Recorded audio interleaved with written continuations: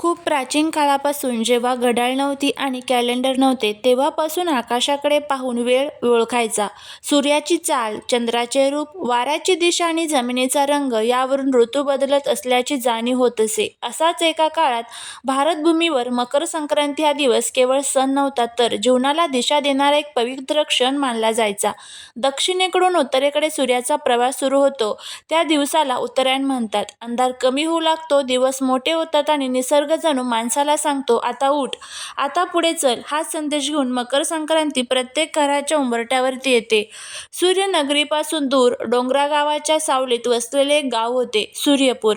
नावासारखंच तेजस्वी पण गेल्या काही वर्षापासून दुःखात गुरफटलेलं. तिथे शेतकरी राहत होते, कष्टाळू, नशिबाने थोडे थकलेले.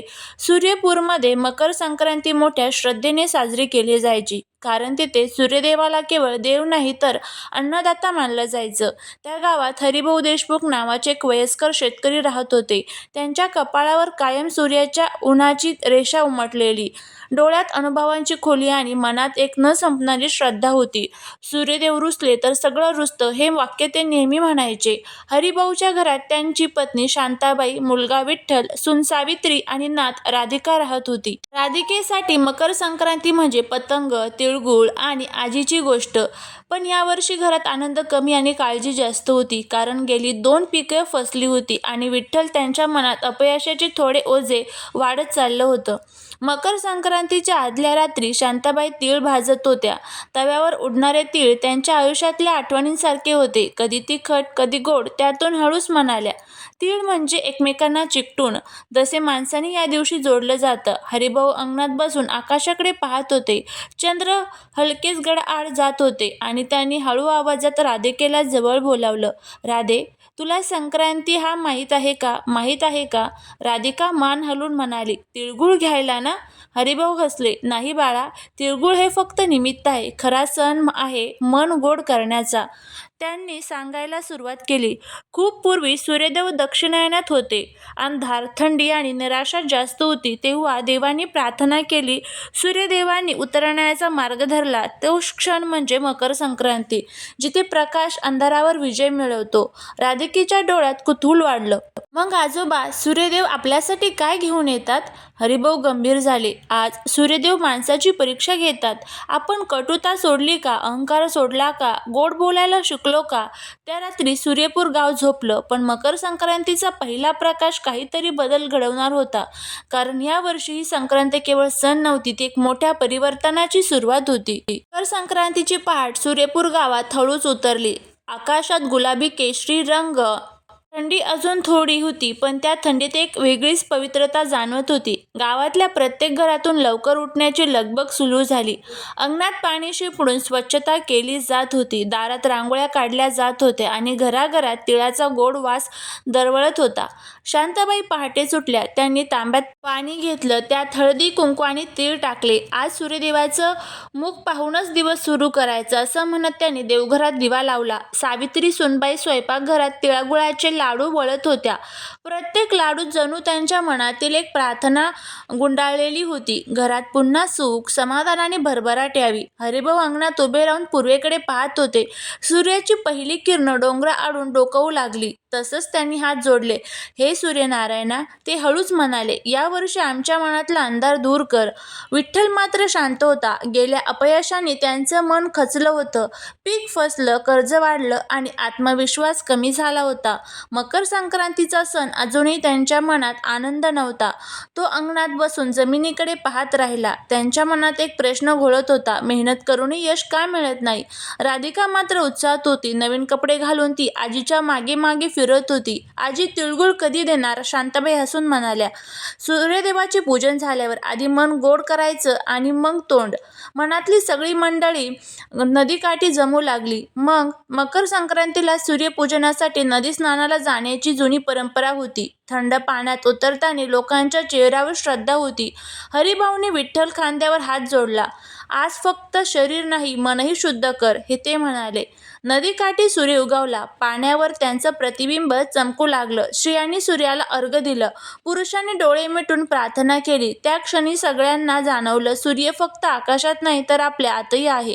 पूजेनंतर गावात तिळगुळ वाटला जाऊ लागला. तिळगुळ घ्या, गोड गोड बोला हे शब्द फक्त औपचारिकता नव्हते तर मनापासून उच्चारलेले जात होते.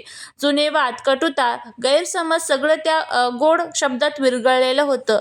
विठ्ठल एका कोपऱ्यात उभा होता. तेवढ्यात गावातला जुना वैद्य नारायणराव त्यांच्याजवळ आला. विठ्ठला, ते म्हणाले, मकर संक्रांतीला सूर्य दिशा बदलतो, पण माणसाने दिशा बदलली तरच नशीब बदलतं. हे शब्द विठ्ठलाच्या मनात खोलवर रुतले. त्याला पहिल्यांदाच जाणवले की अपयश हे शेवट नाही तर शिकवण आहे. त्या क्षणी त्याने मनात एक संकल्प केला, यावर्षी मी हार मानणार नाही. दुपारी गावात पतंग उडवण्याची लगबग सुरू झाली. आकाशात रंगबिरंगी पतंग उडत होते. लहान मुलांचे आनंदी आवाज, ढोल ताशाचा नाद आणि गोड पदार्थांचा सुगंध. सूर्यपूर गाव पुन्हा जिवंत झाल्यासारखं वाटत होतं. हरिभाऊ दूर उभे राहून ते सगळं पाहत होते. त्यांच्या डोळ्यात समाधान होतं. सूर्यदेवाने आज पहिलं वरदान दिलंय, ते शांताबाईंना म्हणाले. आपल्या घरात पुन्हा आशा आलीये. पण मकर संक्रांतीचा हा दिवस अजून संपलेला नव्हता. सूर्य पश्चिमेला झुकत असताना विठ्ठलाच्या आयुष्यात एक अशी घटना घडणार होती ती त्याच्या संपूर्ण भवितव्याची दिशा बदलवणार होती. सूर्य पश्चिमेला झुकू लागला तसा सूर्यपूर गावातला गोंगाट हळूहळू शांत होत गेला. पतंग आकाशातून खाली येऊ लागले आणि प्रत्येकाच्या मनात दिवसाच्या गोड आठवणी साठू लागल्या. पण विठ्ठलाच्या मनात मात्र एक वेगळीच घालमोल सुरू होती. सकाळपासून नारायणरावांनी सांगितलेले शब्द त्याच्या मनात घोळत होते. दिशा बदलली तर नशीब बदलतं. संध्याकाळी विठ्ठल शेताकडे निघाला. सूर्यास्ताच्या केशरी प्रकाशात शेत कोरडं थकलेलं दिसत होतं. त्याच शेतात उभं राहून त्याने 2 वर्ष घाम गाळला होता. तो माती उचलून हातात धरू लागला. मी कमी पडलो की माझं नशीब, हा प्रश्न त्याला सतावत होता. तेवढ्यात मागून हरिभाऊ आले. त्यांनी मुलाच्या हातातली माती पाहिली आणि म्हणाले, माती कधीच दोषी नसते, प्रश्न असतो आपण तिच्याशी कसं वागतो याचा. हरिभाऊंनी विठ्ठलाला एक जुनी आठवण सांगितली. त्याच्या तरुणपणी एकदा असंच सलग 3 वर्ष पीक फसलं होतं. तेव्हा त्यांनी शेती सोडण्याचा विचार केला. पण मकर संक्रांतीच्या दिवशी सूर्यपूजन करताना त्यांनी एक संकल्प केला, मी पद्धत बदलेन, मेहनत सोडणार नाही. त्या वर्षी त्यांनी पीक बदललं, पाण्याचा उपयोग जपून केला आणि शेजाऱ्यांनाही मिळून काम केलं. हळूहळू परिस्थिती बदलली. सूर्य माणसाला शिक्षा देत नाही, हरिभाऊने म्हणले, तो फक्त परीक्षा घेतो. हे शब्द विठ्ठलाच्या मनात खोलवर रुतले. त्याने ठरवलं, या वर्षी तो शेतीत बदल करणार होता. जुन्या पद्धतींना चिकटून न राहता नवं शिकायचं, नवे प्रयोग करायचे.